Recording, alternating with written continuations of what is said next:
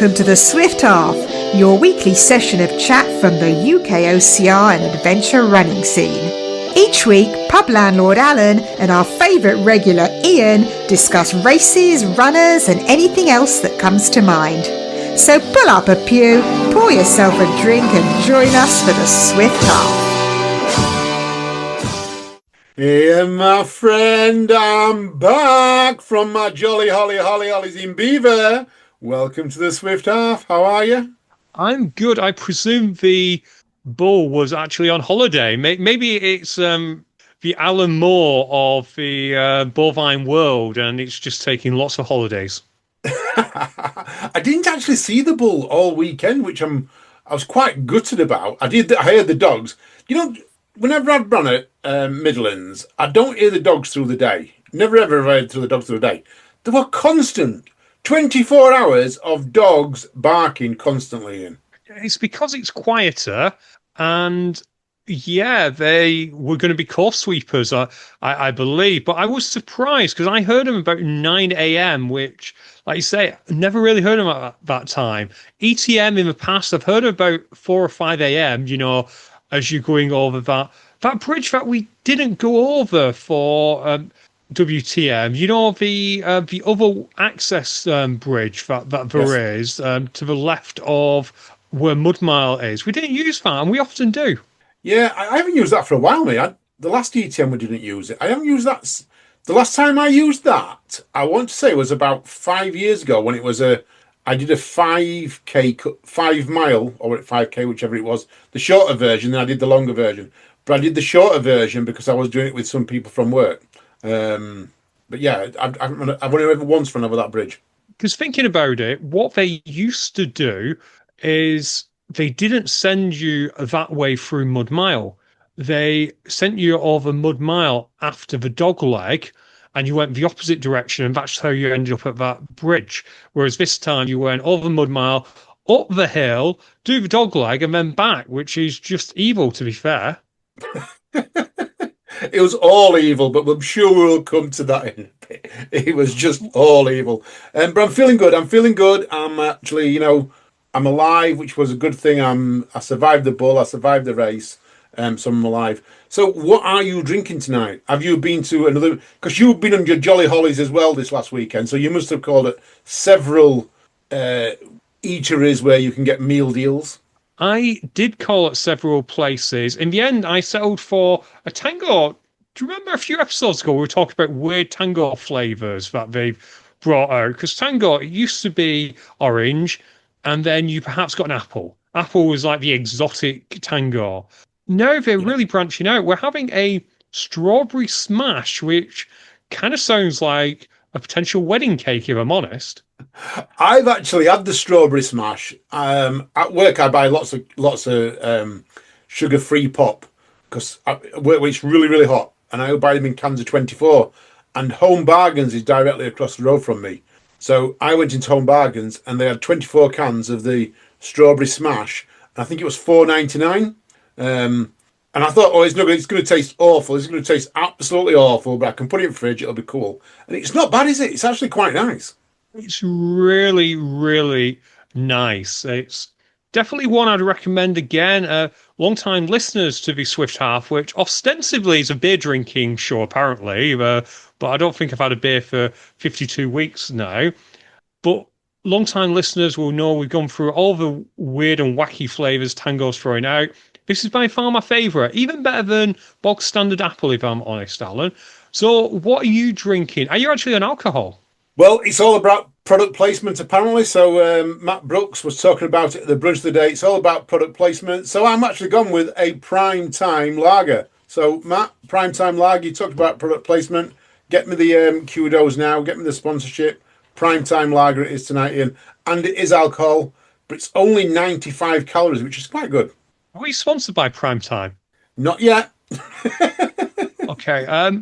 Producer, wherever you are out there, bleep what Alan just said. They're not sponsored. They're not getting on the show. Sorry. Them's the rules. We've gone Hollywood. Too right. You mentioned there about long-term listeners, Ian. I think we should give a shout out to some patrons. Absolutely. Have you got a list up? I have got the list up here, and yeah, because we've actually had another one this week, which is great. Our Instagram's going crazy. Got lots of people joining us on Instagram. We'll come to why about that later. But let's give a shout out to all our patrons because we have got quite a few now. So I'll go through them all. The new one is Nathan Hawkins. Welcome, Nathan. I'll get you into the pub shortly. Mike Mussard, Bill Weir, Simon Briggs, Chris Ward, Chris Lamb, Sam Gascoigne, Wesley Smart, Wayne King, Dawn Jollies, Sarah Solly, Nikki, Darryl White, Chris Shipley, Darren Martin, Susan Jarman, John Redman, Katie Joyce, Dawn, Emily Young, Kelly Spalding, Craig Redman, B Wood, Encanio Casals-Arande, James Burton, Laura Haywood, Tim Crangle, Steve Mesham, John Poole. Winter, this is a new one, this. Winter, I don't know what that is. Winter Muty. I have to find out what that is. Winter Muty. I've never seen that one before. That must be a new one for us. Mike Nolan, Kevin Dent, Wendy Brothers, Brian Keys, Dan Weston, Charlotte Mahone, Richard Willis, Paul Ellis, Martin Gemmell, Matthew Kirk, Michelle Carney, and Will Chung. A couple of people on there who's this month, I know they've changed cars, so I'm going to give a shout out to them. And they have messaged me is Gordon Cameron, Ben Griffin. I know they've changed bank cards, and there's a little bit of problem with their bank cards moving it over to them. So I'll give a quick shout out to them too as well. So I've got quite a few, but Ian, I'm loving it. Everyone's supporting us. Everyone's keeping us happy. We need to do some competition again in a minute. In this next couple of weeks, I'm going to find a prize to give away. I think I've got one, Ian. Do you want to know what it is? If I tell you, you won't tell no one, will you? Though We will not tell anyone. I think I'm going to give away free entry to Total Warrior for next year. Oh, is this what happens when you can't figure out how to use their website? This is exactly what figures out when you can't figure out how to use the website. So you're stuck with a ticket that you've paid for, and you're not going to do it. So I've got a Total Warrior ticket that I think I'm going to do a Total Warrior ticket. So anyone who is a member, come, shall we say, the end of this month, at the end of July. End of July, yeah. We are now we're now on Happy Independence Day, by the way, to our American listeners. We completely forgot that, Alan.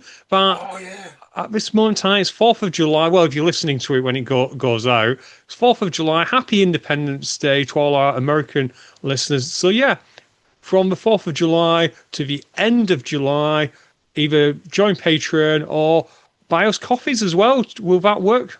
Yeah, let's do coffee as well. Anyone who buys a coffee gets entry as well. Give a Total Warrior ticket. So Will Smith's going to save the world again today. Apparently so, yeah. He's going to save it once again by beating up comedians who are not funny. I may have mixed a few different threads there, but we'll go with it. There are quite a few different threads there. I wonder if one day there was years and years to come. I'm not saying 100 years. I'm maybe saying 1,000 years. When the 4th of July is actually forgotten and someone pulls out an old video Betamax with Will Smith saving the world on Independence Day and someone actually thinks it's real. They dug it up in an archaeological thing in thousands of years and they go, oh, Will Smith saved the world. I could say something about a really old book at this stage, but I am not getting cancelled. So let's move swiftly on to... Let's go with the Euros, Alan, because you were having fun over at Beaver Castle. I was here, there, and everywhere. Will Chung was probably the hardest working person over the weekend, but lots of our friends were having fun overseas. So let's have a chat about that. Yeah, absolutely fantastic. I think it was about 150 people went over, which was absolutely great going over there. I have got some good results. I've got some results. So I'll go through them all as well. So on the 100-meter team relay, Mila Stanzi, Beth Lodge, Tommy Matthews and Oliver Addy all got third place. In the 100 metres adaptive visually impaired, Dawn Jolly got gold, and she was supported by Karen McQuarrie and Emma McCree. The adaptive lower limb impairment, Dylan Darby, supported by Liam Moreau and Chris Shipley. Well done, guys. Got gold as well. 100-metre adaptive category, Chris Harris got gold and Harrison Hendricks got silver. 100-metre junior category, Jack Andrews got gold. And the 100-metre veteran category, Nigel Leeming got gold. So some great podiums there, Ian. Standard course, I've got age groups here. I haven't got. I don't know if I've got all the results. I've tried to find them all. So I'm actually taking these off British Obstacle Sports. So thank you to British Obstacle Sports, whoever put them off on the Facebook page. I'm taking them from you. Age 25 to 29, third place, Pip Rainbow. Age 45 to 49, Alex Young took first place. Well done, Alex. 60 plus male, Andrew Durans took gold. Well done, Andrew. In 60 plus male, Nigel Leeming took second place as well. So well done, Nigel. And adaptive female athletes, Dawn Jollies took gold. So absolutely amazing there, guys. I watched some of this short course here. The short course, I think, took place on, must have been Friday or Saturday morning. So I watched some of this and it's absolutely phenomenal. Looked an amazing course. So, age group 12 to 13, first place for Harry Jeffrey. Well done, Harry. Age 30 to 34, men's first place, Johnny Hunter. Age 40 to 44, female second place, Tamar Barkley. Age 45 to 49, females first place, Alex Arnold. I'll say that right. Age 45 to 49, males second place, Alex Young. Age 60 plus, first place, Nigel Leeming. Adaptive male with lower limbs, first place to Jamie Game. An adaptive athlete with lower limbs, again, second place to Chris Harris and Harry Hendricks. So they must have got a joint on that. And then adaptive female, visually impaired, first place to Dawn Jollies. So big well done to everyone there. So yeah, great results out there. Absolutely great results. We're not going to go in a deep dive, are we? Because that's why we pay Who's Hot the $0. Oh, sorry, the big bucks. Freudian slip there for a second. One of them statements is true. You can guess which one. But yeah, they're going to do a deep dive. But can we spoil a little bit of news in terms of what's going to happen in the next couple of years? We certainly can, Ian. So they've announced, which I think is great. It seems to be that this is going to be the thing now. I think this weekend we've had two big races announce results that have gone on for 2 more years. So the Europeans in 2026 are going to be held on the 28th to the 31st of May in Spain. And then in 2027, they're going to Estonia on the 30th of June to the 4th of July. So quite a big gap, that 30th of June to the 4th of July is quite a long time. That's like 5 days? It is 5 days, unless we add a 31st of June. Yeah. So quite a big space in that in Estonia. So hopefully we might see something big. I don't know what, maybe something different and something new. We will have to wait and see. But it's great that they've announced it here, and I think it's announcing this early gives other events time to prepare, is what I'm going to say. So might potentially have little events out there that do focus a little bit on getting to the, getting athletes to the Euros. It gives them time to prepare and plan and things like that. So I like it, and I like it very much. I do too, and we're kind of spoiling a little bit further in the episode when we talk about the fact that WTM has announced their location and dates. We won't say that yet. It doesn't clash, but it is very close, isn't it? So unfortunately, you probably will still have, particularly the athletes at the elite who are trying to get on the podium at the Euros, they'll still have that difficult decision to make as to whether you focus on your technical or whether you focus on your endurance. I think some could do both, but I imagine particularly the top of the sport will pick one over the other. Very much in 2027, Ian, but I think 2026 is going to be a big year for WTM because we're going to have a month. We're going to have a month between the Euros and WTM. That's a good gap. That's even if they race the hardest at the Euros and race, at real top level, they can come to world's toughest, yeah, or whatever it's going to be. We'll announce that a bit later. Most people know, but we'll tell them later. Whatever it's going to be, they can attend world's toughest mudder and still be at the peak performance. Okay, see, this is some of the analysis that I like from you because I'm not an elite athlete. So in my head, I always think, look, A races, you need 3 or 4 months between. But if you're telling me as a winner of Wolf Run that it is possible to do a couple of A races in a month, awesome. Definitely. 4 weeks, they will be ready. Seriously, after in Spain, 4 weeks, I'm not going to say they're going to be 100%, but they'll be definitely at 95 plus. Perfect. Right. I think a lot of people are probably tuning into hear about your WTM experience, and we're about to disappoint quite a few of them based on the fact that we're going to do a little bit of a Netflix listener in that we're going to chat about it, we're going to chat around it, but Alan is also going to record with a few athletes and Will and potentially give a blow by blow of his event. There's probably going to be overlap between what we discuss now and what he discusses then, but he's decided he's not going to really run through his notes. He's kind of foolishly putting me in the pilot's chair here to see where we go. So yeah, let's get straight to it. And Alan, I will ask first and foremost, when you got there on the Friday, this was a new experience for you because I don't think you've ever really attended a race where you're the day before the race. Because you could have the course walkthrough, you have the briefing. How did that feel to you? And did it feel, oh my gosh, this is an international competition? I'm going to say no, it didn't. I felt very underwhelmed. I got there about 10 o'clock. And when I got there, there was very few people on site, maybe less than 50 athletes. So, and it didn't feel like a rush. So, when you go to Europe's Toughest, you literally, you stood at the starting gate for registration opening at whatever time it opens.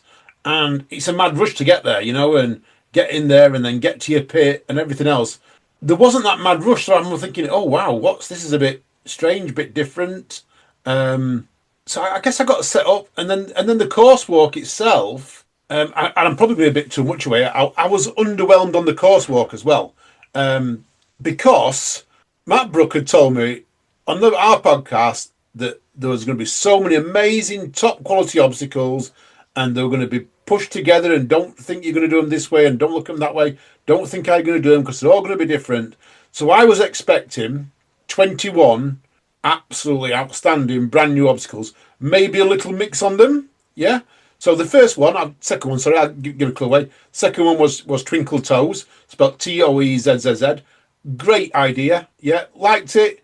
Just a little twist. Instead of a straight up balance beam, it was in a Z shape.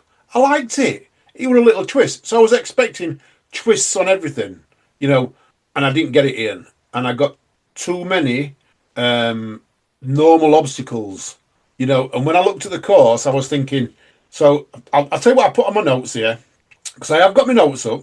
So I've put on there, the only thing that was innovation on the whole course was 3 obstacles, which was Firefly, yeah, Swing Both Ways, and Netflix and Chills. Every other obstacle may have a little twist, but not a big twist, and it just wasn't. I wanted more. I wanted more from Tough Mudder. That's fair, and I'm going to move on to that later on because I've got some notes as well, listener, that I'm going to go through basically of what I did during the brief period I was there, and I want to come back to that. I will say Brexit Barrier looked fun. And that might be because I have an affinity for walls, but I did like having it as almost an over-under. I understand it was a twist, but that is kind of like the C plus, B minus obstacle innovation that I'm happy to see at WTM. So I was happy with that, but I can see how you'd be upset with like Lucifer's luggage, which was Devil's Beard carrying a sandbag. Yep. Brexit Barrier, sorry. For me, I'm going to put on the world's toughest race, yeah? I've got Spartan obstacles and I've got Tough Mudder obstacles. Now, 5-6 years ago, in Spartan obstacles, we used to have the walls. We used to have walls with gaps in it. We used to have walls go under, walls go different size walls.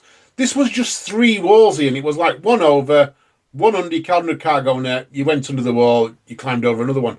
I would have wanted 5 or 6 go through them. Maybe only 2 that you had to go over. No, 2 high ones, but maybe 2 smaller ones you have to climb over, and maybe one you went under.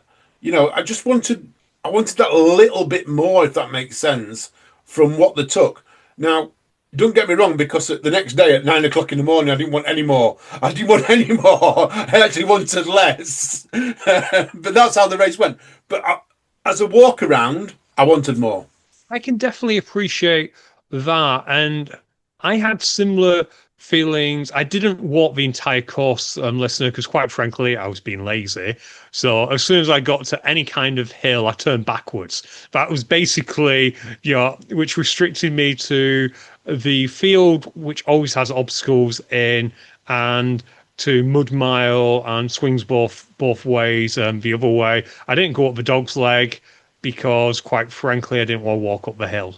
But I will say the bits I looked at, yeah, I knew that course. And maybe that had a little bit to do with it as well, Alan, that maybe the obstacles had been the same ones they had there, but somewhere else that you didn't know because you hadn't done it 2 or 3 times previously. Maybe you would have got a bit more wow factor. Yeah, 100% probably. And if I'd never done WTM, I would have been amazed. I've been doing it. I were amazed anyway. There were one obstacle that really got me, which was Firefly. Such an apt name. People might have seen it, people might have, but basically, it's Leap of Faith, but they ramped it up by putting gas, fire coming out of it. So you had to leap over the fire. You had to hit a bell. You were dropping 3.5 meters into dirty, mucky water. Oh, and it was phenomenal. I got to do it. I want to say about 6 times, maybe even more, 6, 7 times, and every time it was like phenomenal. And especially in the dark, looking where the bell was and knowing you had to jump. And I hit it every time, so it wasn't that I couldn't hit it, but there was huge doubt in my head every time I made that jump and that leap to hit that bell. By far the best obstacle. I'm going to jump ahead a little bit because on the course map for Midlands coming up this weekend, so if you're heading down to Midlands, you are going to get to do it, but without the fire. So they're calling it Leap of Faith. I hope they bring it to every obstacle course race now, Ian, because it is the bee's knees. Actually, they updated the map. When I saw it, says walk the plank. So there's a potential that they'll be adding a plank in as well. Or maybe I'm looking at the old one, but where Firefly was, it said walk the plank on my map. It may be Leap of Faith, maybe walk the plank, whatever you're doing a jump, listener. You're going to enjoy it. But getting back to this, Midlands course and the TM obstacles in the UK. I know some Americans found it really tough because certain little things, no matter how many times we tell them, Block Ness took a lot of them by surprise. Massively, Ian, absolutely massively. It filled with water. It was difficult to turn. It was actually easier in some instances just to go over without any help. I've got to admit, though, I was a bit gutted with some elite contenders, especially at Block Ness. 3 times on Block Ness I saw this happen, Ian. They would jump in the water while people were trying to help, and they would literally just use the people in the water to get in and out as fast as they could. And they actually, at one point, there were 2 elite contenders left, one person at the other side of the Block Ness, and they'd been helped over. I'm not going to shout out who them people were. I do know them. Just say, guys, everyone was on the course. Just because you've got an elite contender bib doesn't make you special. Yeah, I will say that's something I did notice. I will shout out someone I saw definitely helping, which was Chris Lugowski. I know she had different goals anyway, but I've seen her when she was going for 100 miles at Floribama. What's that word? She got 100 miles? I'm not sure, but when she was racing there, she was very much helping people up and over. It is a shame because we all have memories of Ryan Atkins, who, by the way, has still never won a Wolf Run. But Ryan Atkins and John Alban helping everyone with obstacles. I remember John at the first ETM helping me over something. So it is a little bit disappointing. I know that competition was fierce, but over a 24-hour race, 30 seconds here or there is not going to make a massive difference. So yeah, Alan, I can understand that. Maybe part of it was they weren't anticipating how hard some of it actually was. So it is what it is, I guess. And yeah, I'm conscious of not straying too far into what you're going to discuss with Will. But one thing I didn't know about the course was Leap of Faith, Firefly. What was the penalty for missing the bell? So if you miss the bell, there's a double penalty if you're honest, because if you missed the bell, if you jumped and missed the bell, you went and opened up a string with 5 knots on it. If you didn't want to jump, yeah, you actually had to walk up the ladder, wait 30 seconds, and then go back down the ladder, and then going under the knots. So yeah, it was pretty. I'm gonna say it was a pretty good penalty. I liked the penalty. I like the penalties. Yeah, I didn't get to do it. It's only what someone told me, but yeah, it was brilliant. that sounds good. And I will admit, the vast majority of the penalties I saw were fair enough. There was less of the silly stuff. There was the occasional one, like at Funky Monkey, you had the filling up a cup, which eventually, as it got wetter and wetter, it became easier and easier. So that was unique. The laser pistols at electroshock therapy, even though I couldn't hit any of them because me and Will had a try and I was pathetic. So had I been doing WTM, I'd have still been there today. I believe it swings both ways. They changed the penalty to star jumps because the shark in ball pit penalty just didn't kind of work. It was probably one of them which was better on the drawing board than in reality. I was exactly. I'm gonna tell you. I did the swing both ways, and I didn't get to the. I got into the middle part where you hold on to the reds and red handles, and I came off going onto the horizontal bar the first time, and I just went over and I went, right, what's the penalty? And he went, find a shark. So literally, I just what he says, yeah, it's a little shark, and I just swept the balls to one side, and there was just a little shark just laid there. It was the fastest penalty going. So the next time I came round, I was just like, penalty. I touched the bar and just went, penalty. I was thinking, I could try and do it and maybe fail again and then I'd get a penalty, but why just not do the penalty? But then they changed it by that point, which was quite funny. But yeah, it was a crazy penalty to start with that. Yeah, it really was. And those sharks got recycled. I'm not sure if you're aware of this, but they became sharks with laser beams on their chins. Yes, they did. And I hate electric, so every time I avoid electric, they actually made the laser beams much harder. So they made the laser guns much harder because I actually moved the shark, and using the laser guns was very very easy. I mean, super easy. If you've ever shot a pistol of any shape or form, you can shoot them very very easy. You just line up the dots, boom boom boom, you're away.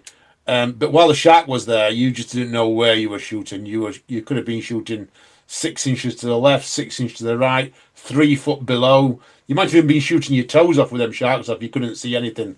So yeah, just moving to one side. But it was interesting. See, well, it wasn't my fault. It was the sharks. Anyway, right. Should we chat a little bit about my experience of TM and we can kind of like weave your story in the bits that I know. We'll go from there. What do you think? Yes, let's do that. So, yeah, so I arrived, as you know, we did Deadly Dozen, which we might get to if we've got enough time. Did Deadly Dozen down in London. I drove up. I actually stayed off at a service station. I know I wanted to get to you on time, but I also thought there won't be any decent food there. So I stopped off at a service station. I had German Doner. Have you seen them shops that they have, the GD? Yes, I have. There's one in Sheffield, and I love it, Ian. It's absolutely beautiful. First time I've ever done it. And I thought, well, I'll get a rice box that's slightly healthier. Slightly healthier. Of course, I went large, so not healthy. But anyway, so I had that. I came up. I disappointed Matt B. Davis when he rang up saying, can you bring me a coffee? Yeah, Matt, I'm getting there at 8 o'clock. Everything's shut. No coffee shops are open in England past like 6 p.m. if you're lucky. I got there just in time for night ops. I was met by a beautiful woman who came and brought me a media bib. So thank you very, very much to that nameless angel. So brought me that. I wandered into the area, and I will say what caught me off guard was the fact that from the car park, the running lane, the exit start was before you got to Tent City. I thought it was going to be set up the other way, with Tent City and then the rest of it. And I loved that. I think that it made everything feel, I don't know, more not in claws, but like the runway was the most important thing. It was center stage, and I love that. So kudos to TM for doing that. Then went to 10 City. I met your amazing pit crew, Jason and Reese. Great, great guys. I really hope they got home safe. Haven't heard you heard from them, yeah? I have, yeah. And while we're talking about them, I'm going to give a big shout out because um, they're absolutely phenomenal. They sort of took all the night. But to Jason, and I made a joke on the Swift after the weekend that I came before Harvey, because I was sharing with Harvey Mitchell Divers, and I said, made a joke, and Jason went, you are going to be my main priority. And I went, no, I'm not, Jason. You make sure Harvey's all right. But he didn't, having both of them there, it didn't make a difference to who was coming in. They treat us both the same. But if it wasn't for Jason, I wouldn't have got past 20 laps. I was on 20 laps when I got a blister. The heat was phenomenal out there. My feet were sweating like crazy. And I got a blister at 20 laps. He patched it up. And every 10 miles after that, he patched it back up. And it kept me out there. It meant I could run, walk, and run more than walk in a lot of cases. So, yeah, absolutely massive, massive thank you to Jason. And making sure I took. I've never had this. I've never even thought about it. And a pit crew, how much help they can have. And I've never ran with a pit crew before. I was like, yeah, I can manage my own self. But there were times in the middle of the night I was going back out without even taking nutrition with me. And Jason was like, whoa, stop, get back here. You haven't got your Enduro Sports. You haven't got your caffeine bullet. You've definitely not took your electrolytes because they're still on the table. Because he had them all laid up on the table for me as soon as I got in. And I was like, oh, sorry, thanks, yeah, cheers. And off I went.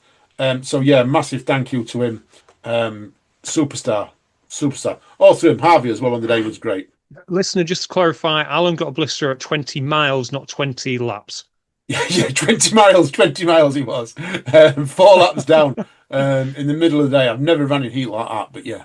No, it was a very, very hot day. When I got there, it was still hot. I was wearing shorts for the whole time because it didn't get cool. I was gonna pop on a bib and just go and hang out in Block Ness. I was offered. It was either Matt or Will said to me, "Do you want to do a lap?" And I was tempted. If I had my trail shoes, I was tempted. I would have stayed in Block Ness for a couple of hours, but. Yeah, so I met up with Matt and we went for a little bit of a course walk. Well, we first met up with Matt and Will, and then Will wisely went to go and get some sleep in a real bed because he's a smart guy. Yeah. So I met up with Matt. We went for a wander because Matt doesn't know the course, and Will basically described to me where everything was. And we've been at this course so many times. As soon as he said, "Oh, Fireflies in that big field with all the obstacles always are," knew exactly where to go. So I took Matt there. And yeah, we recorded a 30-minute podcast, which may or may not be out by the time this comes out. And he shared your thoughts, Alan. He said the feeling was underwhelming. TM will put their hat on Firefly, which is an immense obstacle, but he just felt a little bit underwhelmed. And we went back and forth on that. So this was about 1 a.m. And yeah, I did feel, yeah, maybe it is a little bit underwhelming. But wait, there's more to the story in that the next day when the sun came up, I kind of realized, and Matt came to the same realization, it's the people that make WTM. Honestly, WTM and TMHQ, I hope you listen to this, and not just Matt, so please don't cancel me. But I came to a realization that TM probably put out the course which was appropriate for everyone out there. Everyone had a great time. The pure emotion was unbelievable. And they could have done 25 obstacles, which were just 10 hay bales, which some madman would probably think is a good idea. And the people would have absolutely made it. So I don't regret having that podcast with Matt in the moment, but I will walk it back and say the very next day, I felt very differently about the whole thing because it's not just about the obstacles, it's the entire experience, which I live vicariously through everyone there, which is unbelievable. Final little bit about me before I move on to the other thing. I did something I'd never done at one of these events, Alan. Use the Portaloo. Sorry? Use the Portaloo. Oh, quick shout out on Portaloos. They were really clean. Well done to the Portaloo crew. Yeah, they No, were. I I went and slept. I went to my car and I got about 3 or 4 hours. Probably more three. I think got there half 2. I was up at 5. So yeah, I will say I do miss the fact that it wasn't in winter because the sun was peaking up very quickly and in your car, sadly, yeah, the windscreen doesn't have curtains. But that was a nice experience. Then woke up, headed back to the village, met with Katie Joyce, which was great. Great seeing Libby. I saw Libby the night before. How she had so much energy, I have no idea. But big shout out to Libby, who was doing work for OCR Report. And just to clarify, OCR Report, nope, you can't have her. You absolutely can't. And Libby, we're tripling your salary just to make sure we're tripling your salary. So yeah, um, Definitely. I think that's an offer you probably can't accept, to be fair, given the lack of payment. But anyway, Olivia was doing immense. It was fun watching, and Katie might be annoyed at me for saying this, but Libby was going to work the um the morning of the Sunday, so she Yep. had to get there. So AJ turned up to pick her up, and yeah, like you leaving a TM, it was a game of how far could you get before talking to people? I was chatting about live streaming potentially parts of the event. I never got around to where if I was live streaming, that would have been the entertaining one. Yeah, as live and leaving. It's like I think a lot of people are like that. I was surprised, not surprised, because I know there's a lot of people in the community. You're right about the community, by the way. Are well known, and I was surprised how many people know each other in that community, and I mean know them closely. You're right. When I go to an OCR event, a lot of people come to me. Hi, Alan. Hi, blah blah. And as I'm leaving, I end up talking to lots of people, just like a lot of people doing well known like what we do. But Libby's one. But there, it seemed to be everyone was doing it. It wasn't just the media teams or the elite athletes. It was everyone was like going right. I'm going to go to the car and get another bag, and they're walking. Someone going, "Oh hi, hi, hi," and you end up talking to so many people. The community is absolutely fantastic here, and yeah, I agree with you on that 100%. The community is what made it so much. They did, and I do have to give credit to TM as well, TMHQ, because as I said, they put on a course that was just hard enough that brought that community together. So yes, lots of credit to the community, but also credit to TMHQ. You are right, Alan. I saw people I hadn't seen for years, which was great because I'll be honest, I think I worked out I haven't been on a Tough Mudder course for a long time. I've not run one since before COVID, I don't Yeah. think. Maybe, perhaps I did Heaton Park. I'm not sure. I'd have to go check, but I've not ran a course. I've been on course. I've been on site because we've done stuff there. But there were so many people I hadn't seen in years, and it was glorious to see them all. Some shout outs for before I move on. Sam, who had a t-shirt saying "Female Rage," came up to us. That swings both ways, and thanked me for all the tips that we'd given in terms of taking on World's Toughest Mudder. I presume she mixed me up with Will Chung. That's all I can presume. But she loved listening to everything. So a big shout out to Sam if you're listening. Also want to shout out to Ankle, who we saw on a lap, if you remember, who he asked us really nicely if we could tell his story on the podcast. I think that's how I remember it. So yeah, it's definitely a story of how nicknames are earned, correct, Alan? My nicknames are yeah. I'm sure I was quite long way into my laps here, so I'm going to try and remember this. But is this the guy who smashed his ankle up, and they would say that he was done, he would never ever run again, and something like that? And isn't he an uncle? His nieces called him instead of saying uncle, they called him ankle or something. Is that the one? I believe that's exactly it. It may have been a snapping tendon as opposed to smashing the ankle. But yeah, I think that's it. And like I say, he didn't want us. Sorry, he absolutely wanted us to tell this tale. So there we go. That's the tale.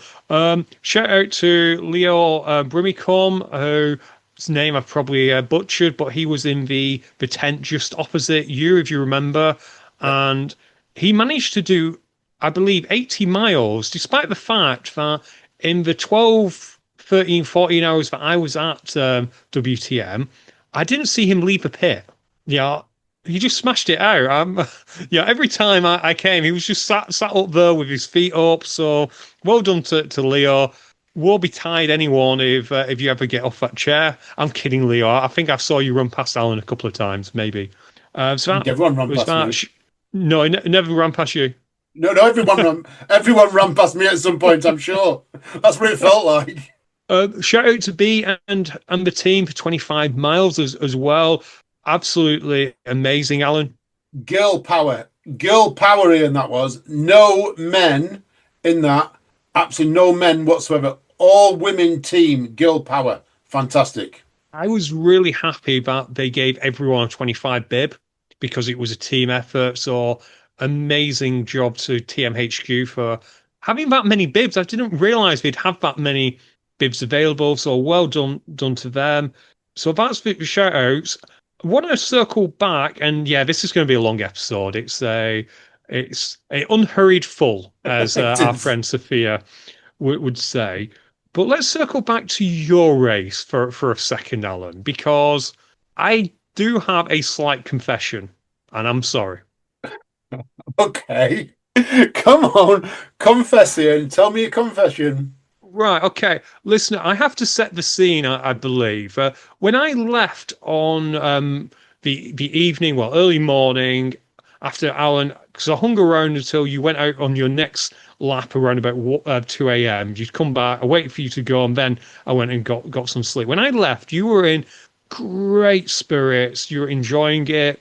I then come back, and apparently you got a thorn in your paw or something because you're suddenly grumpy. Everything drops out, and I'm sure you'll talk about this on the episode. We will, so won't spoil that. But yeah, according to Jason, you had a grumpy head, and I came and well, I came and found you whilst doing media, so I was allowed to be on course. It's just waiting for you to finish, and you came up to me and you said, "That's it, Ian.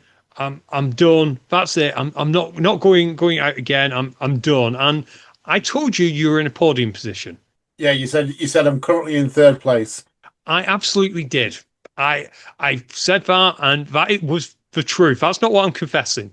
Okay. We then we then followed you to the rest. Followed you behind because you were going a bit faster than I could manage. Um, and then on electroshock, I found second place, who was Andy West. And I will say, what you told me is you're finishing this lap, and then you'll go out for a final lap when you're feeling a bit better. Yeah, that's right. I said. I don't see me going out for another lap. And you said to me, you're in third place. You've got to go out. And I was like, oh, I'm not sure. And I was like, in and ahhing and that. Yeah, that's how I remember this. Yeah, Yeah, absolutely correct. So you were going out for another lap because you had to, because you were going to finish before 9 o'clock. This was about yeah, 8 o'clock in the morning. Yeah, 8:30. yeah. So you had to eventually do another lap if you wanted to be a finisher. So I bumped into Andy West, who was at electroshock therapy, and you passed him. Andy West was in second place. You passed him. You walked past him. Didn't even realize. And then you finished the lap, and I found you and said, "Look, Alan, you're now in second place." And as a result of that, you're thinking, "Oh gosh, they're right behind me. I'll go. I'll get my nutrition." And you did about a 2 minute pit, yeah?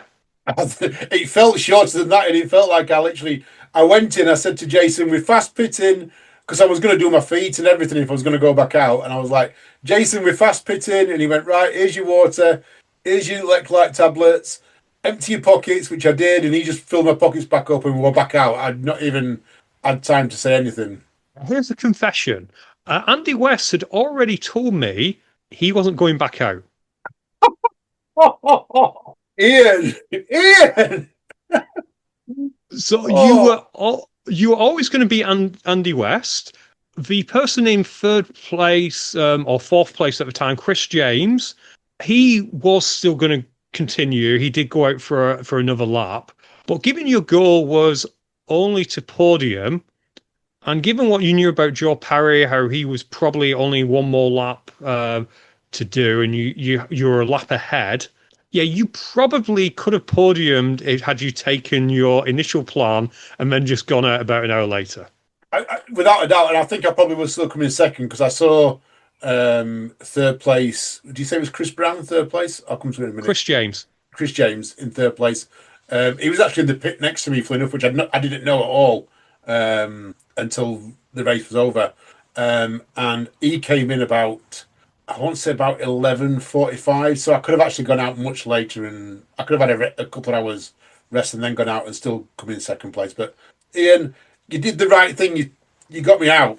You getting me out was probably the best thing because it took it out of my head. You know, I'm going to talk about this on the podcast about mindset and that because something happened to me quite early on. I have put it on my own personal Facebook page, but something happened to me quite early on before I even started the race, and it was in my head all the time. But I could have lost it there and then. My mind was ready to quit, and you forcing me by saying you are currently in second. I didn't know where first was. You'd not told me where first were. You just said I'm currently in second. You've just overtaken Andy. It just gave me that spread of the moment. I was like that whole lap. I think I did it. I think I did it about a 1:45 or even a 1:50 that last lap, because I was that conscious that someone might catch me. And I want to say I came in about, I think it was about 10 o'clock when I finished that lap. And I looked at the results at that point. Someone told me the results, and there was no way I could lose that spot. There was no one going to come in. The guy behind me, which was who you just mentioned, Chris James, he was well behind me. He was never going to finish a lap and then do another one. So I knew I was safe. Yeah, there was a slight possibility that he could have just got in because I think he was at ladder to hell for a long time. Obviously, I think he was beat up like everyone was. That course really beat you up. So his last lap took forever. So there was always a possibility, but even so, you would have been third. And that was your goal was podium. So yeah, sorry about that, but he did make me think about the gamemanship of WTM because you do have that gamemanship, particularly at the end, more than any other race, because it's very rare in a race that you're thinking, well, do they have enough time to go out for another lap or am I safe? Yeah, it's great, and I love the whole event. You know, like I said, underwhelmed start with, came away with a whole different feeling about it. Big shout out to Tough Mudder HQ for putting on an amazing event. Yeah. Other shout out to Ben Shepherd. Thank you, Ben, for bringing the spotlight to our lovely, crazy world. So thank you so much, Ben, for saying, oh, I'm pretty much out of notes in my personal notes. So let's have a look at the other stuff. Results, Alan. What did you want to do for results? Do you want to just tell people to check out our IG or do you have them? No, because I got shouted at, Ian. I got shouted at on Friday. I rocked up, and two ladies, two mature ladies, come up to me. They shouted at me because apparently we never shout out all the age group results. So I'm actually going to give a shout out to all the age group results, Ian. You've just done it. Well done, Alan. No, I'm going to go through all those. So I'll like that. We'll do all the females first. 18 to 24, Victoria Frank, Alicia Taylor, Aislinn Edwards. That's 1, 2, 3. 25 to 29, Claudia Subacata, Mariani Uigi, and Abby Perez. I hope I'm getting all these. I'm butchering some of these, so I do apologise. 30 to 34, Nicole Koshia, Kelly Glynn, Nadine Vent. And then we have got 40 to 44, Louise Markham, Meredith Todd, Megan Menges, I believe it is. 45 to 49, Nikki Carumba, Sansha Martin, Victoria Reynolds. Well done to you guys. 50 to 54, Joanne Wilson, Natasha Dinan, and Clara Norman. And then we've got female 55 to 59, Maxine Johnson, Wendy Sibold, Gillian Parker, and 60 plus Jan Cooper. It was only the females that shouted at me, so I'm not going to give the males a shout out. You need to come and shout at me next time. But if you want to see them, they are on my.raceresult.com/348237. All the results are on there. We'll give a shout out to the men later on when we do the other podcast. But yeah, so absolutely amazing results.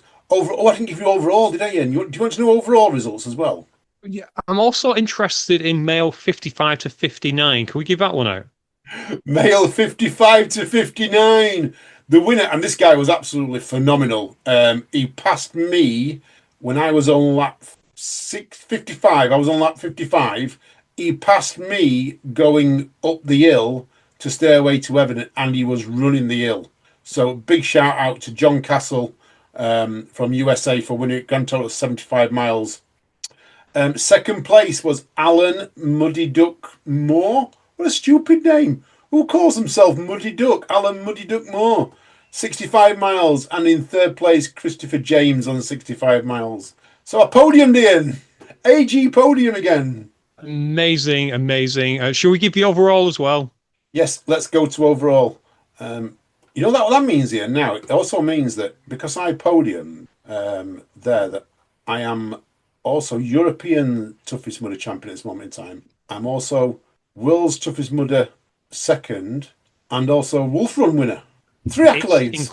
It's incredible. And plus, first place in that division was from America. So technically, you're the European champion at WTM in the 55 to 59 age category.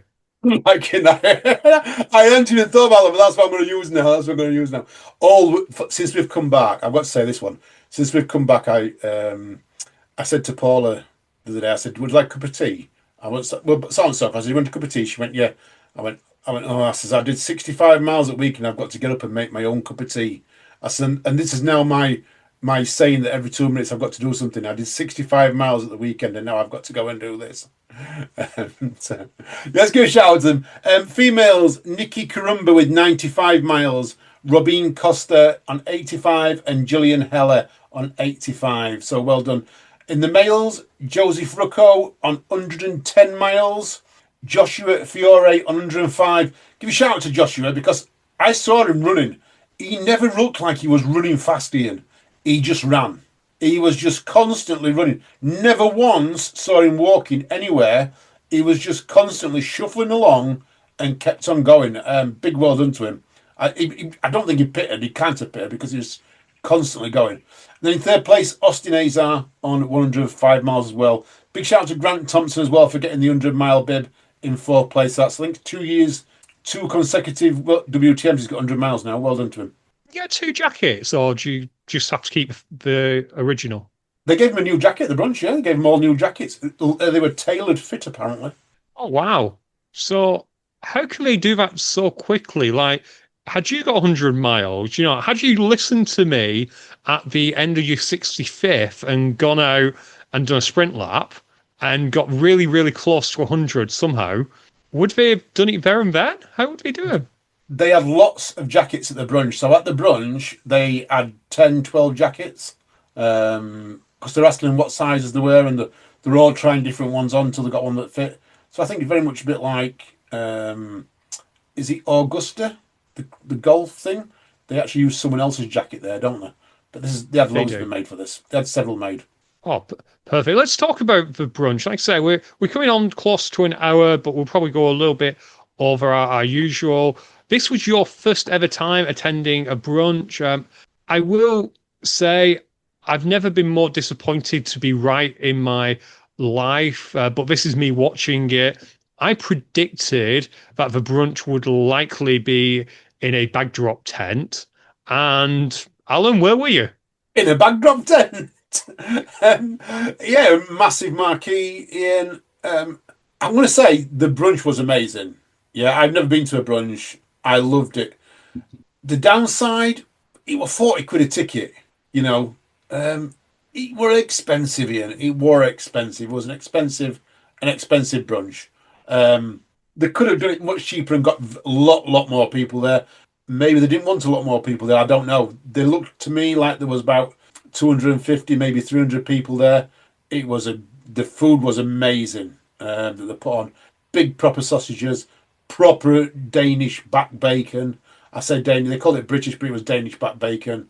Black pudding. They put black pudding on there, which the Americans have never had before, which was interesting.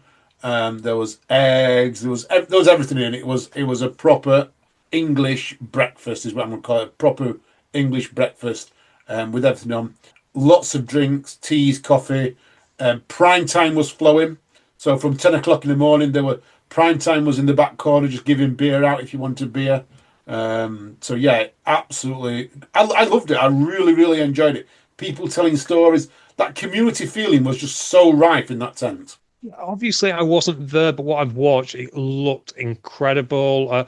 Were our friends Water there? Because I saw them on course, by the way, and they were doing well. Um, you know what? There were that many people there, and I couldn't say who was and who wasn't. There were people coming to me that knew me that I'd not seen in years, and I was like, when you haven't seen someone for about 4 years and you're trying to remember the names and things like that. One of them come across and I did the trick where I was like, oh, I said, I'll let you introduce yourselves, just so I could get the names myself. Yeah, that's quite true. I saw a few people who, at one point, I saw. I'm going to butcher her name. Journalist, Anchor, I believe's her name, who was a person who was there in the Tough Mudder community. Lots. She comes over from Germany, but I saw her. She was pitting with a lot of the Americans, and it was like, I know who you are, but I do apologize. I can't for the life of me remember your name. And we reintroduced, which was nice. Some of the highlights of the brunch, of course, you talked about the jackets already. Will got some dirty laundry for some reason. I've got to say, Will was a star all weekend. Yeah, Will was an absolute star, and he still is. He's still doing it really, really well. And I've said this, he does TM so proud. He covered social media, so Instagram, he covered Instagram through the UKOCR Instagram page with nothing but absolute great footage, great stories. And he learnt a few things. I hope you don't mind me saying this. He learnt that now he knows how to put subtitles on to stories, onto reels. He knows that reels only last for 60 seconds. So quite a few of his interviews were cut short a little bit. But we've got them all coming. They're all coming back, guys. So if you're interviewed and you only had 6 seconds of it, you will get them. They're all coming on a podcast very, very shortly. And we might have put them on YouTube, hopefully. So you're going to get them all. They will all be back out soon. But it was an absolute legend. And I think Tuffham would have recognised this, because they gave him an award, a brand new award, the Unsung Hero. They got up, I think it was Bobby, the MC, who got up, and when he was in Scotland, he had the first puzzle piece, which was on a shirt. He never wore a Tough Mudder shirt. He wore a white T-shirt with a picture of a puzzle on it. It was the first ever puzzle piece. And he had, well, I hope he'd washed it. He'd washed it, and he brought it down, and he was going to give it to someone. He gave this speech about the unsung hero, and then they shouted Will up. So absolutely amazing. Will got I think it was more recognition, than the shirt. Because I think the shirt's going to bury him, because as we know, Bobby's a little bit bigger than Will. So unless Will's going to wear it with a jacket underneath it or over the top of his dry robe, I think it's going to bury him a little bit. But I thought it was great just to recognise him and say thank you very much. No, absolutely. I want to thank Will as well, because I might have posted this somewhere, or I might have just talked to you offline about it. I love the fact that I had to do very little. I was there ostensibly doing media. I've got a lot of B-roll stuff which we may or may not use, but I just got to enjoy being there. I didn't have to really pit for you, other than telling you to get out of it, because you had the wonderful Jason and Reese, who we've already talked about. Will was doing all the media. I loved it. So thank you, everyone, for... I had a great weekend. I know everyone was suffering. I loved it. Other than getting sunburned, I absolutely loved it. So Will got a shirt. You got something a little bit more special, Alan. So you can tell the story if people are not already aware. Okay, so I've been asking Paula to marry me for a while, and she keeps saying yeah, but not really. I've never really asked her properly. Um, so she actually said to me before the race, she said, "If you podium, Alan, I'll marry you next year." So I was like, yeah, yeah, all right. Knowing the quality of athlete there, I was thinking, yeah, I might have a chance, I might not. So I podiumed in. So I asked Matt Brook and Giles if I could have the stage for 2 minutes, and I got up on stage and told my little stories I've just told people here. And I asked Paula to come up on stage, and yeah, I've left WTM with a wife. Guaranteed to be now. She can't back out of it. I've got it signed in contract. It's seen by millions of people. So yeah, we are getting married. In fact, today I was actually late coming on the podcast because we were stuck at work, and we were stuck at work because at lunchtime we was both going through the internet looking for venues. So yeah, so well in the way of actually doing it now as well. Absolutely. Congratulations to both of you. I'm not even going to make a joke at this stage. Congratulations to both of you. I hope it, I will make a joke. I hope it survives you keep bleating on about doing 65 miles because, yeah, if you were my partner, yeah, but you wouldn't last that long in the engagement, keeping doing that. But yeah, I'm really, really pleased for you both. You know how much, yeah, I think World of Paula and Betty as well, who Betty went on a walkabout, by the way, listener. If you're not aware, about 8 o'clock, if you saw a dog just randomly walking around, that was Betty. She was coming looking for mummy or for daddy, and yeah, eventually found mummy. Speaking of pets, Bob, there was also a parrot who I think you should invite to the wedding. Bubbles. It actually did a live lap as well. I actually went over Brexit walls while it was going over Brexit walls as well. Yeah, it actually did a live lap. That's crazy.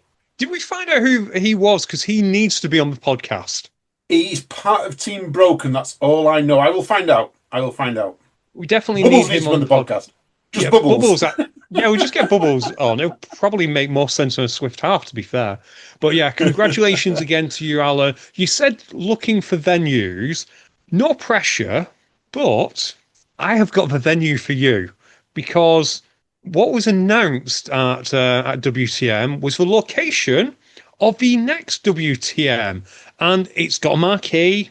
It's got a beautiful castle there, Alan, and it's got about 600 of your closest and dearest friends, and you probably wouldn't even have to buy them a ticket. They'd buy a ticket to their own brunch.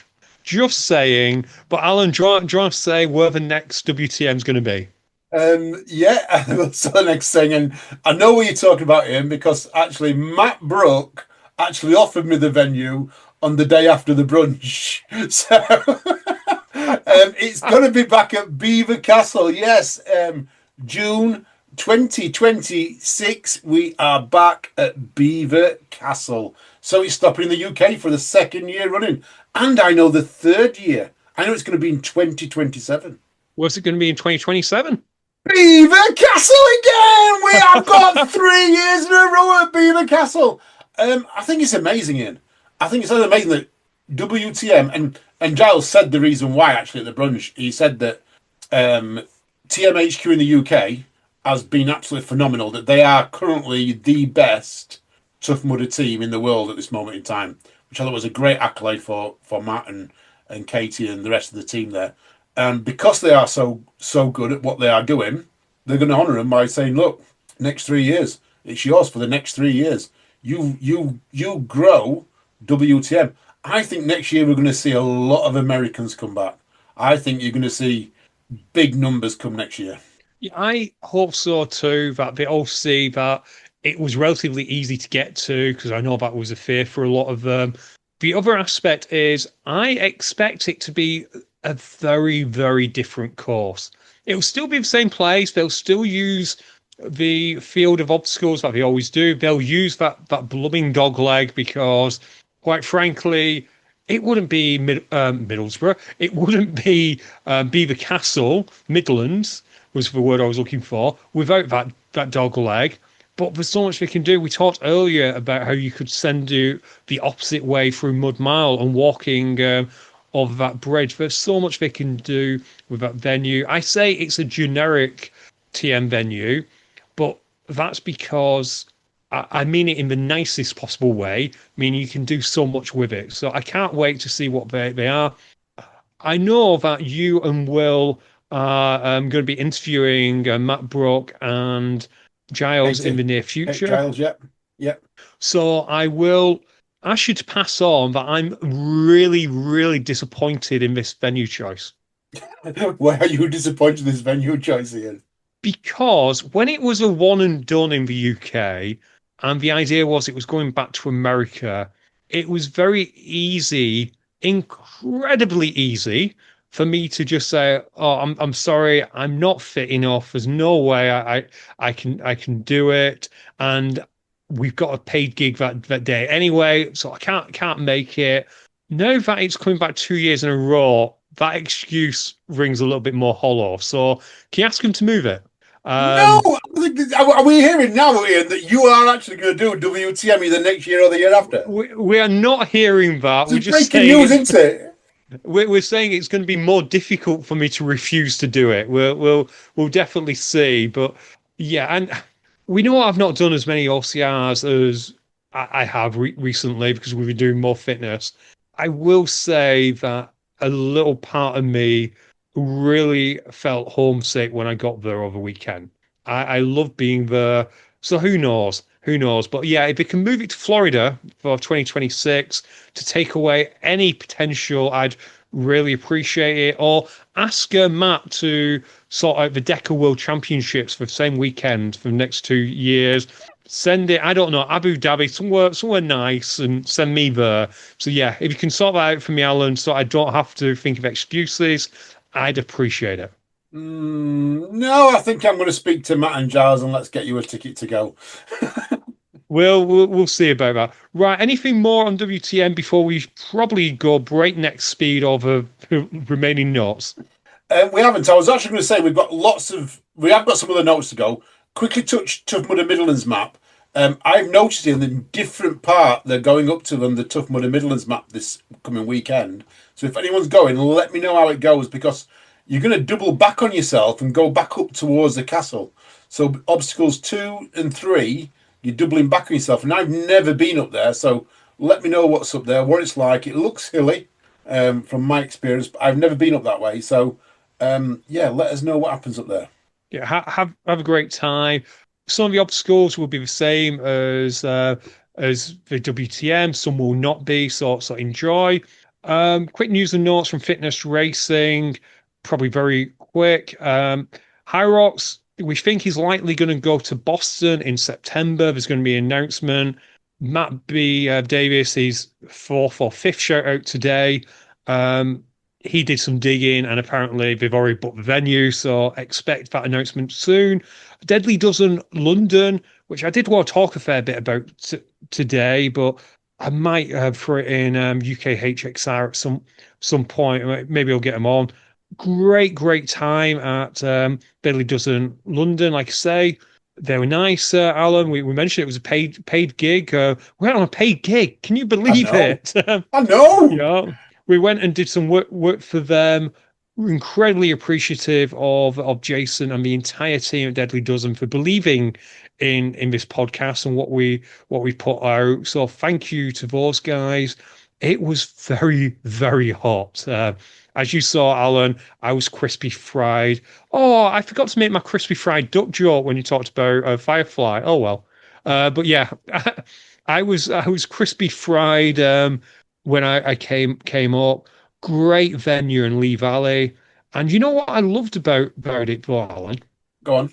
was that we see in High Rocks the traveling circus, people who are doing every High Rocks going from, and I'm part of that traveling circus.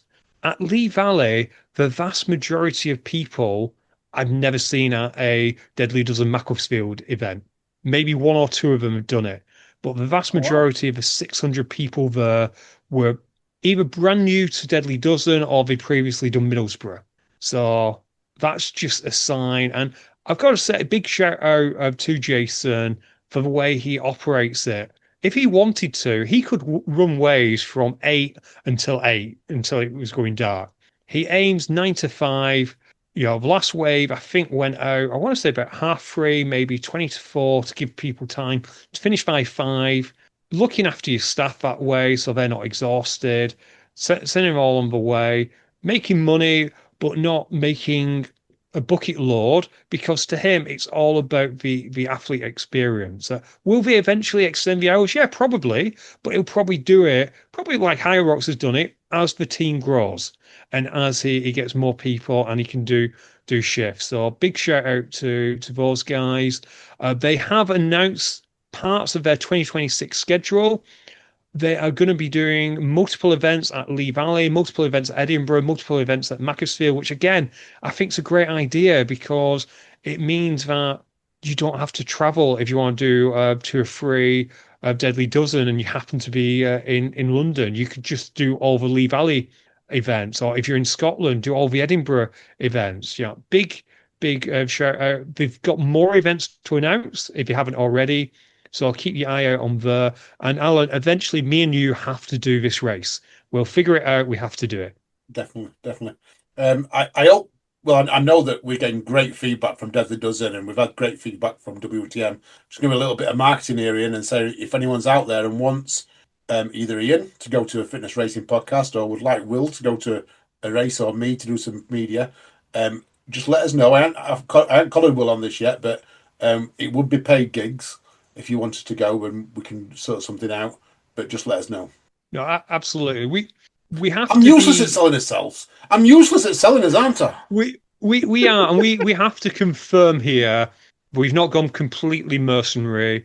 We will still appear at other events which don't necessarily. It's not a pay gig, but when we're there and it's under our own steam, we're there to get the content we want. If that makes sense, that's kind of like the trade off. And of course, for paid gigs, we can go further as well because it is expensive now.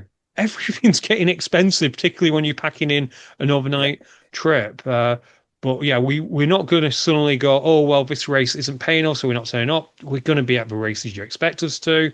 However, if you want us to do some content on your behalf, we know how to do it now. We get some great content, and even better, we work with you. And Alan, I'm just as useless at selling us as you are. Yeah. But at least the expenses are covered on that. So I've got a little bit of news before we finish on. Oh, that was Deadly Dozen. You've done Deadly Dozen. Have we got any more High Rocks news or anything like that? No, I think we're fairly okay for High Rocks news. They had a race in Singapore over the weekend. They have another one in Sydney. It's kind of the down season. We are a UK first podcast, so it's kind of a down season for High Rocks. I think Wild Hybrid is midway through its season, so check them out as well. But yeah, if you want to move on, I know you've got something about road running there. Do you want to come We're back going to leave that today, for next week. We'll leave that for Sure. next week, Ian. But a Sure. couple of things though. So I've got a message from British Obstacle Sports, which is great because they've reminded me about a few things. So what's coming up? What is coming up? The Endurance League. The next race is on July 26th, which is at Tough Mudder. That's Yorkshire, I do believe. And then you've got Overload Road, and then you've got Spartan Race. Remember, your top 3 races count for prizes. If you're at WTM, that was part of it. On July the 13th in Liverpool, the first European Ninja Championships will be held. That's British Ninja Championships are on July the 13th in Liverpool, and the first European Ninja Championships will be held in Poland on November 14th and 16th. European OCR 400 metre championships on July 18th and 20th, and that's in Ireland, and there's still places left as well. And athletes who qualify for 100 metres or the short course can attend in an age group as well. And there's some wildcard ones if you get it's at British Obstacle Sports. There we go. Oh, and if you're not heading to Ireland, by the way, on July 18th and 20th, there's the Rumble Trophy at the OCR Games if you fancy doing that. Ooh. I know that's really good, isn't it? 2026 Elite OCR 3K and 15K selection. There's no policy yet for the 2026, but keep an eye out for that. Please note the UKO series and 3K series results will be heavily involved. So if which is bring us to the UK OCR series. If you are currently on the border and you want to go to the Europeans and the world, get yourself in, get some points under your belt, yeah, because they are going to count towards a series. We have got a couple of races left. We do believe we have got Tough Mudder, Yorkshire on July 26th. We have got Nuts Challenge, and then we've got Storm, the final one of the year, which it's all going to be. So 3 races left. Get yourself in. And there is a special Tough Mudder link if anyone wants it. Hit me up. It gets you into series. The 3K series, the next race on July 27th. I'm flying through these, Ian, because I know we've run out of time. The 3K series, the next race in July the 27th at Nuclear Wild Forest. And then we've got some youth events coming up, which I know Libby and Finn are putting a special podcast out as well. So I'll give a shout to these as well. On the 13th of July, Spartan Kids Midlands. July 19th, Rumble Trophy. And October 19th, the British OCR Youth Championships. So some great dates coming up. Lots of racing going off in the UK in the next 2 months. So much racing. I really hope the weather holds, because after the Scotch Show, been a little bit of a mixed bag this week, as you know, listener. Let's hope we get some nice weather heading all the way through the summer. And Alan, I think I'm out of notes and we're probably out of time. So I'm going to say it's a goodbye from me. And listeners, thank you for listening. We know it's been a long one. We hope you've enjoyed your run. It's been long because I did 65 miles at the weekend, so you're doing a few extra today. But in the meantime, people, stay safe, keep running, and we'll speak to you all soon. Bye!